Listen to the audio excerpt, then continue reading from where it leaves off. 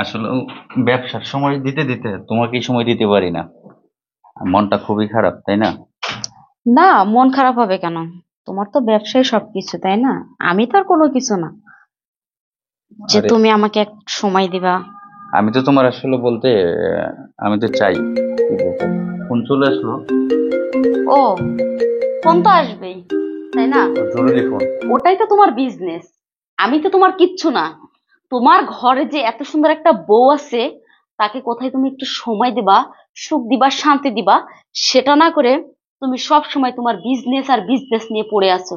আমার বাবা মা যে কেন তোমার সাথে আমার বিয়ে দিছিল, আমি সেটাই বুঝতে পারি না। আসলে কি জানো, আমার কপালটাই খারাপ যে তোমার মতো একটা স্বামী পেয়েছি। দেখো, অনেক কিন্তু কথা বলতেছো, কথা হিসাব করে বলো। ও, আমাকে সবাই সম্বন্ধে কথা বলে, একমাত্র তুমি আমার কাছের বউ। হ্যাঁ, এবং তুমি আমাকে ভালোবেসে ভালোবেসে বিয়ে করেছি। হ্যাঁ, সময়টা কিন্তু আসলে ওরকম বিষয় না, আমার অফিসে যেতে হবে।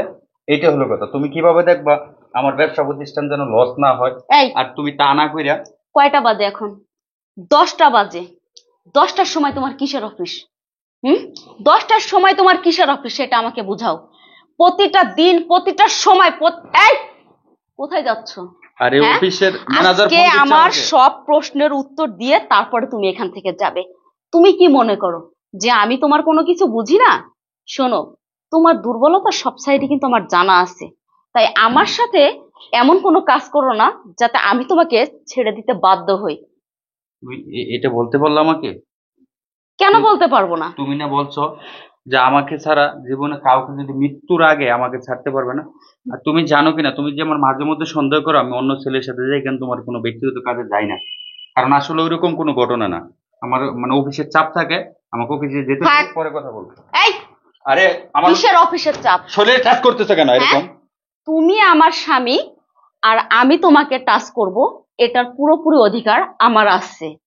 আরে শোনো, পাগলামি করো না তো। অফিসে যাবো, যাওয়ার আগে আসবো, হ্যাঁ? এমন করো না জি প্লিজ। না, আজকে আমার সব প্রশ্নের উত্তর দিয়ে তারপর তুমি এই রুম থেকে বের হবে, তার আগে না। আমি আইসা রোজ করতে। এই, হ্যাঁ রে, ছাড়ো না। এমন করতেছো, এখন কিন্তু গায়ে হাত তুলতে বাধ্য হবো আমি। কি? তুমি আমার গায়ে হাত তুলবে?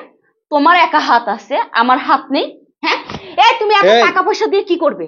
হ্যাঁ, তুমি যদি আমাকে সুখ শান্তি না দিতে পারো, তাহলে তুমি এত টাকা দিয়ে কি করবে? ওই টাকা আমার দরকার নেই। যেখানে আমার স্বামীর আদর নেই, সোহাগ নেই, ভালোবাসা নেই, সেরকম টাকা না আমার দরকার নেই। আর তুমি যদি আমার কোনো চাহিদা পূরণ করতে নাই পারো, সেটা আমাকে সরাসরি বলে দিবে।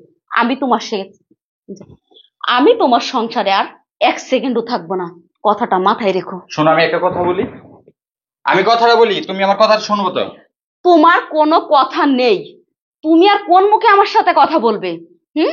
শোনো, সময় মতো তোমার ডিভোর্স লেটারটা আমি পাঠিয়ে দেবো। Good bye. আরে যাও যাও। তুমি আমার কষ্টটা বুঝলা না। তুমি আমার বলছিলা আমার জীবনের চেয়ে বেশি ভালোবাসতা। কেমনে বাঁচবা? আমি তো এইসব ব্যবহার করার কারণ হলো আমার ব্যক্তিগত জিনিসটা চলে না। আমার যদি শারীরিক সমস্যাটা না থাকতো, আমি ঠিকই তোমার কাছে যাইতাম। আমি যে কার কাছে এই কষ্টের কথাটা বলি, আমার পুরুষ সঙ্গই চলে না। আল্লাহ, আমার পুরুষ সঙ্গটা ভালো করে দাও।